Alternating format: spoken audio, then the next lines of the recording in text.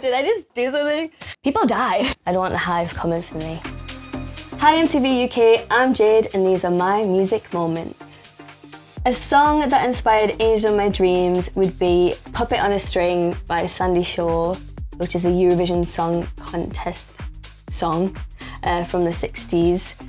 This kind of inspired the whole track as a sample of it in the song. I thought the title of the track was very relevant for the concept of Angel in My Dreams.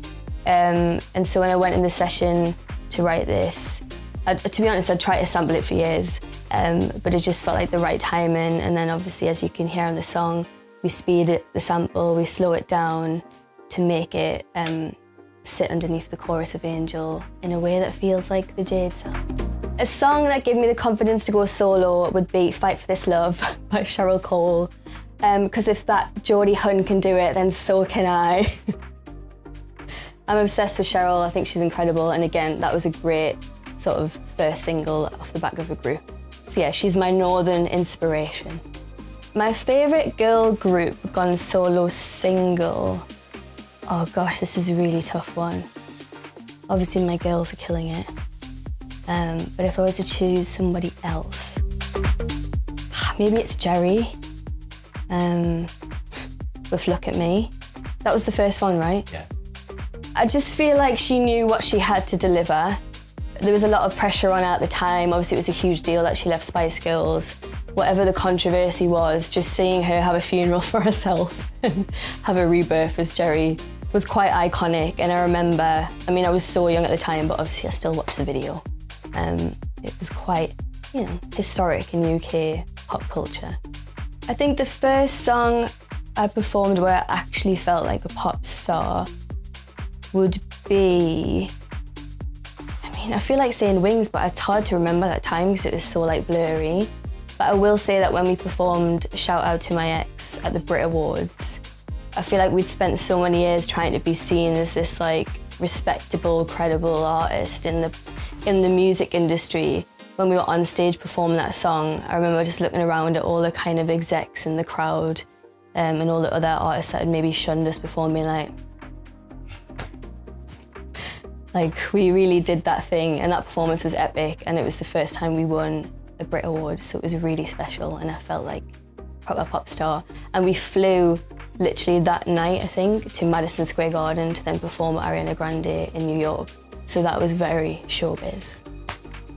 A song with my favourite over-the-top music video, I mean, would be any Lady Gaga video, to be honest, like it's always given the most. But I would say Telephone by Gaga and Beyonce was just, it was so dramatic. It was like a 10-minute video. Nobody kind of understood the storyline, but it didn't matter because they were serving looks and slaying the choreo. It really was a moment in pop history, I think, with two absolute pop queens collaborating and creating this video and visual that was, yeah, phenomenal. Maybe a song to introduce you to the Jade world would be like any kind of Diana Ross song, like merged with Cascada. That's what I would say. It's my hybrid of, you know, Motown meets Clubland classics. Yeah. A debut solo single that I think is perfect would be What You Waiting For by Gwen Stefani. I think coming out of No Doubt and launching that as a solo track was, it just gave me everything, like the visuals, the concept about, you know, not knowing what to write about for her own project. I just thought it was genius, and it really made its stamp and mark in the pop world at the time. My favourite one-name artist discography, I mean, maybe it is just Beyonce, because, oh, this is really hard. I'd say Beyonce or Kylie. Put them in the same bracket's quite random, but there's so many. Madonna. I just appreciate any one-name female artist that evolves with every era, so it's so hard to pick. But I think Beyonce is great because she's obviously Beyonce. How can you say anything else? I don't want the hive coming for me. Oh, okay. A perfect British pop song from the noughties, I would say, is Kylie Minogue's Slow. That's the noughties, right? Mm-hmm. Okay. I honestly think that's one of the best pop songs of all time. You can fight me on it, I don't care. I think nobody, I say nobody, I mean me, can't write a song like that. I've tried in many sessions to use it as a reference, and it is what it is. It's one of them songs, like a moment in time. It was so sexy, it was so like fresh and new on the radio at the time. The video was like simple but stunning. So yeah, that's one of my faves. A song that reminds me of Bluetooth would have to be, is it Winter Gordon, Dirty Talk? Yeah. I am no angel. Did I just do something? Yeah, I Am No Angel, Dirty Talk by Winter Gordon, absolute banger of a tune. For me, that was the era of that like Eurodance, Clubland classics, which actually did inspire the album quite a bit, and the song Angel of My Dreams. First song I ever sang for an audition, I mean, I did so many auditions back in the day. But I'm gonna go with the first X Factor one when I was 15, which was Where Do Broken Hearts Go by Whitney Houston. I mean, I was 15, I don't know why I chose that song. I think my mum liked it, so I went for it. And I remember at the time as well, like stood in front of Simon, and I think it was Cheryl at the time, Danny and Louis, and they were just like, why did you pick that song at 15? I was like, but it went down well, I got through the next round. So yeah, I must have done something right. A song that summarises my 20s would be maybe Touch by Little Mix. Just because I feel like it was a turning point in her career. I sang it a lot, on a lot of stages. So yeah, I loved that song so, so much. I just remember like touring the world and performing that in front of thousands and thousands of fans.